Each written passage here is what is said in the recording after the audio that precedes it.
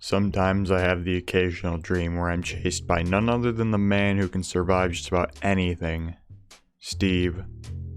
After I wake up, I always wonder myself, how would I compare to Steve's speed and his endurance? Steve's a superhuman, but I'm pretty positive that I can outrun him, even if it is just for a little bit. Let's compare the times.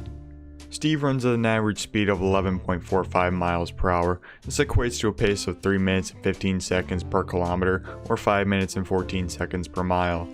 Now, after running 8 years of my life, I built up quite the endurance and speed, so I think that I can beat Steve in a lot of races, and I think I may have the chance of survival. Let's start with Steve's only disadvantage.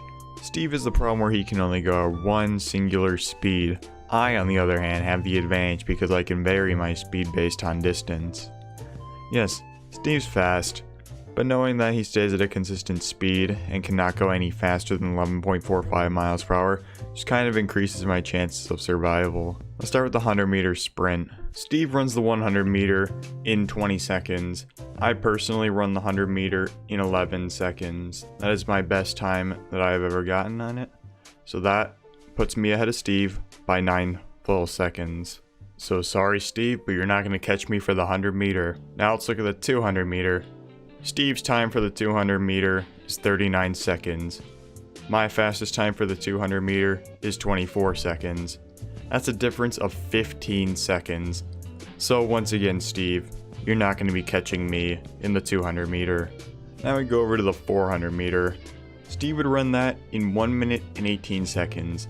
My fastest time for the 400 is just about 54 seconds. So that's a difference of 24 seconds. But here's where it gets weird. The 800 meter, which is the one that I have timed most recently, Steve would run it in 2 minutes and 36 seconds. My personal fastest for the 800 meter is 1 minute and 56 seconds. This puts me ahead by 40 seconds. And I think that I could hide from Steve with that time given. So Steve would be chasing after me for 40 extra seconds. That gives me enough time to break some dirt on the side of a hill, get in it, hold my shift button, and wait. But now assuming that I have nowhere to go, that it is all bedrock around me and we are running in a straight line until I overexert myself. Then we continue to the mile. Steve runs the mile in 5 minutes and 14 seconds. My best for the mile is 4 minutes and 53 seconds. That is a difference of 21 seconds, so I would still be ahead by quite a bit. Now we move on to 2,000 meters, which is just about 1.2 miles. Steve would run that in 6 minutes and 17 seconds.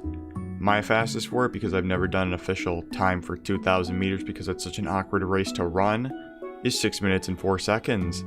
That's a difference of 13 seconds. And here is where Steve gets me.